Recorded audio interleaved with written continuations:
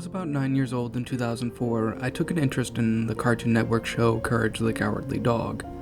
I managed to find the time to watch every single episode at least twice, so I had a complete understanding of the show and its amusingly eerie nature. However, as I got older, my fascination with the show gradually waned as I began going to high school and getting a job and such. It was only about a month ago that I remembered the show, but I got to see something I probably wasn't supposed to. One day, I was roaming a thrift store after being dragged there by my mother. I was browsing the crap on the shelves and I saw a stack of DVDs. One of them I noticed was the third season of Courage. That was my favorite season, so naturally, I picked it up for the measly price of $3. When I got home, I stuck it in my computer and immediately hit play all when the menu came up. I skipped some of the episodes I used to watch rather frequently and everything was normal, until I hit the 10th double episode. If you don't know, it's one of those shows that have 2 episodes about 12 minutes long. The first one was called Fishy Business, in which the family is tried by a court by marine animals and deemed to be quote-unquote uncivilized. The beginning of the episode has Courage trying to teach a little red fish with orange fins and big purple eyes to jump through a hoop. Stupid, I know. Muriel then walks in with a tray of sushi she made at one point. Courage reaches for a piece, which causes the fish to recoil in shock. When the fish antagonists of the episode take the family to the underwater courtroom, something happens that I always thought was weird. The little fish jumps out of the bowl and lands on the tray of sushi, cautiously looking around. After the coast is clear, the fish puts on a maniacal expression while using a pair of chopsticks to eat the sushi. I always thought this part was a little too creepy to put a thing like that in a kid show. I mean, they just showed a fish cannibalizing its own kind and apparently enjoying the hell out of it. Normally it goes into the next scene after he takes the first bite, but in this version, he continues to eat the flesh, displaying the same level of psychotic bliss as when he began.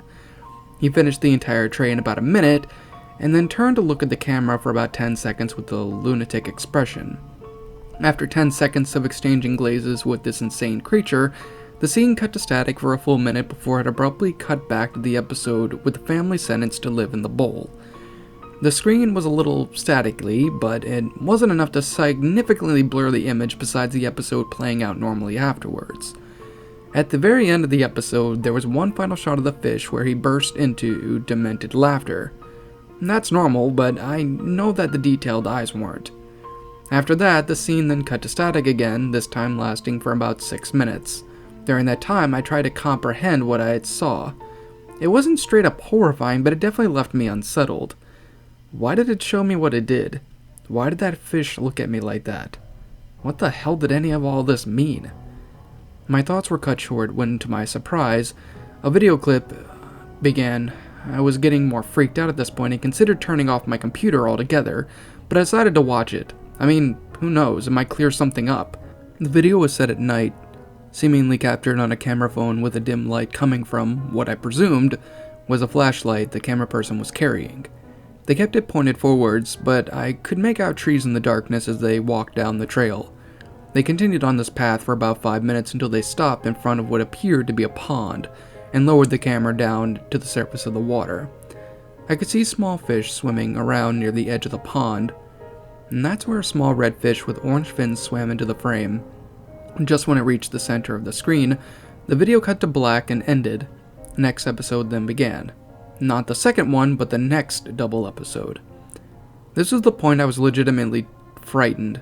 The video was obviously related to what I saw, but it raised more questions than answers instead of giving me anything else more than that.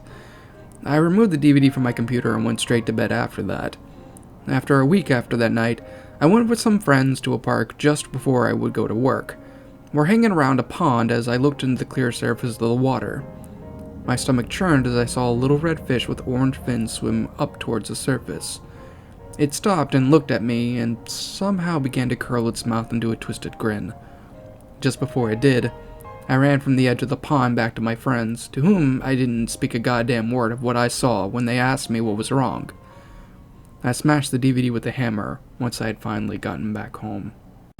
In fear and surprise as your eyes widen, your mouth goes dry with each battered breath. You try to scream, your mind begs to thee, glued to your computer screen. The killers they slash, the tapes burn and crash. The cartridge you bought will be your final haunt. The rituals of hate will seal your fate. The tears you shed will be from the fear-gripping, horror-driven, nightmarish, gore-filled, terrorizing, hateful, burning, violent, rage-inducing, knife-slashing, blood-splattering, silent screams. Only time will tell if you will escape this online hell. Your horror-filled obsessions will come with its own regressions. Your pathetic screams will not be heeded in any way, because your nightmares will come at any day.